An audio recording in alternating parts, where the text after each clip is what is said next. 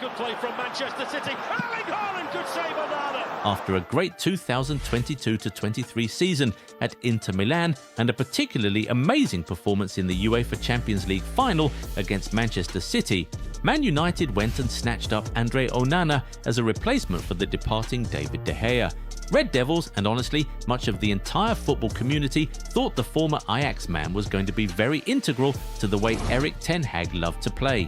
He seemed like the perfect stylistical fit who could pull off great saves while also helping with distribution.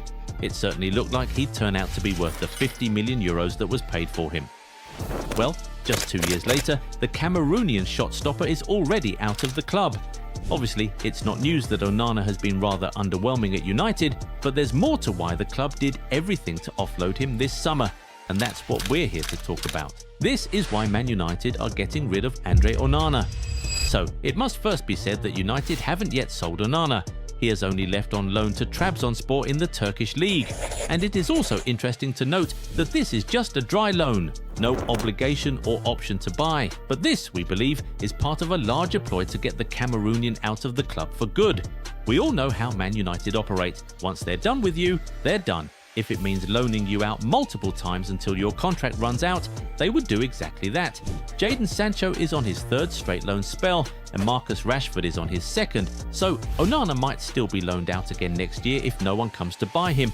But we really don't see a way back into the team for André Onana. Man United seem fed up and are trying everything to get rid of him.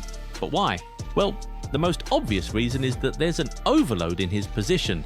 If you think about it, his job didn't seem under threat all summer, but having signed Senne Lammens on deadline day, Man United just had to let go of either Onana or Bayindir. It just didn't make sense having 4 goalkeepers for the season, so one had to go, and the obvious choice was Onana. Firstly, because of his wages. Tom Heaton earns £45,000 per week, while Altay Bayindir earns £35,000 per week. Put together, the number is still lower than Onana's £120,000 per week wage. Surely, there's absolutely no reason to be giving a goalkeeper £120,000 per week just to sit on the bench week after week, so he had to leave. Even though most windows had closed, United insisted on finding a solution, which led them to Turkey, making Onana the second goalkeeper to make the move from Manchester to the Turkish league this summer after Ederson completed a permanent move to Fenerbahce. But obviously, the biggest reasons United decided to get rid of Onana are performance related. We'll talk about them in a second, but if you aren't already subscribed to the channel, go do that right away, so you never miss out on our amazing content. Now, back to Onana. The simple truth is that he has been very underwhelming since moving to Manchester, and what's crazy is that Onana is a goalkeeper who can actually pull off unbelievable saves, and he has 3 Premier League Save of the Month awards to show for it. But the problem is that he's just incredibly inconsistent. He could make crazy saves and keep a clean sheet today, and in the next game, he would look like the worst goalkeeper you have ever seen. Man United's last UEFA Champions League campaign back in 2023 paints the perfect picture for us. He made mistakes against Bayern Munich in September, which cost them the game. The man himself came out to admit that he let the team down.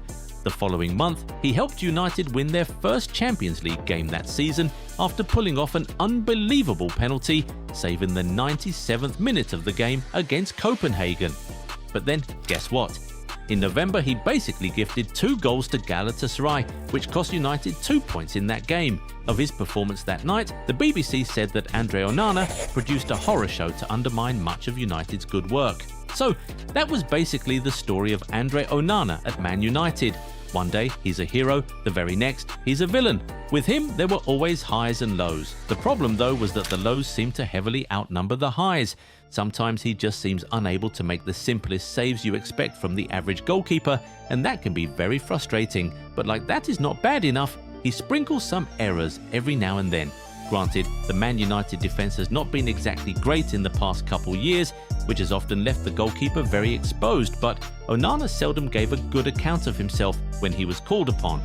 He always seems to struggle with saving low shots because he's usually too slow to get down. He also gets beaten in his near post way too often for a keeper at a top club. On top of that, he was not exactly a master at controlling his box while at United.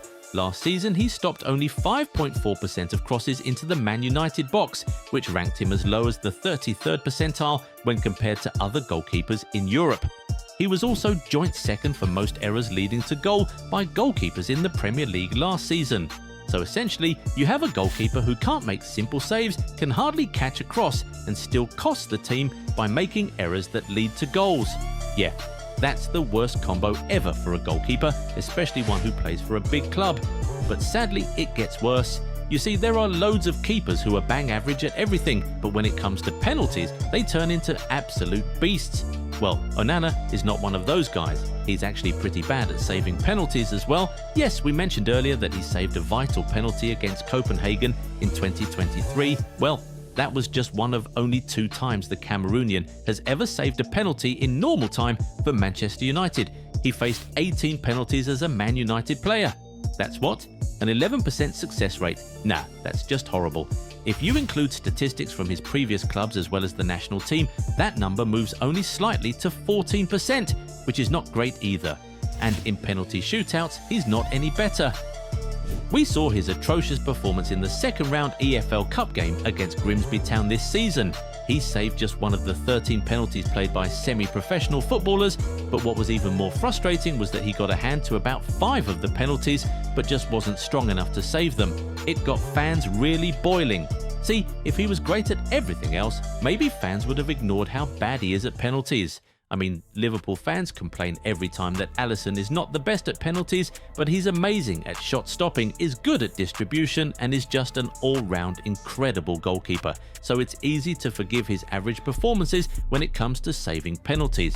By the way, it's interesting that Liverpool fans often complain about Alisson's performances when it comes to spot kicks, but he still boasts a 23.5% penalty save rate in normal time, which of course is comfortably better than what Onana offers.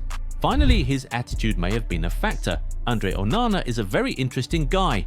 He has a personality that would be fun if he was great and the team was doing well, but super annoying if the team is bad, which was the case at United. One day he's running far outside his goal to tell outfield players how to take a free kick. The next day, he's taking a full minute just to set up a free kick when his team is desperately looking for a goal. And the day after, he tries to be funny during penalty kicks, like, "Hey man, how about you just save some shots and keep some clean sheets for us and cut out the theatrics?" Obviously, this wasn't the main reason he was pushed out, but if it ever came up in the board meetings, it surely wouldn't have helped his case. Anyway, are there more reasons why Manchester United are getting rid of André Onana? Tell us in the comments. If you enjoyed this video, give it a thumbs up and subscribe to the channel. Also, turn on the bell notifications so you never miss out on new content. Catch you in the next one. Bye. Do you want to make money with affiliate marketing? Join the Goal90 Shop affiliate program and start earning today. Get your unique affiliate link and exclusive discount coupon to share with your audience. Every sale made through your link earns you a 10% commission. No limits, just real earnings. Don't miss out. Turn your influence into income now.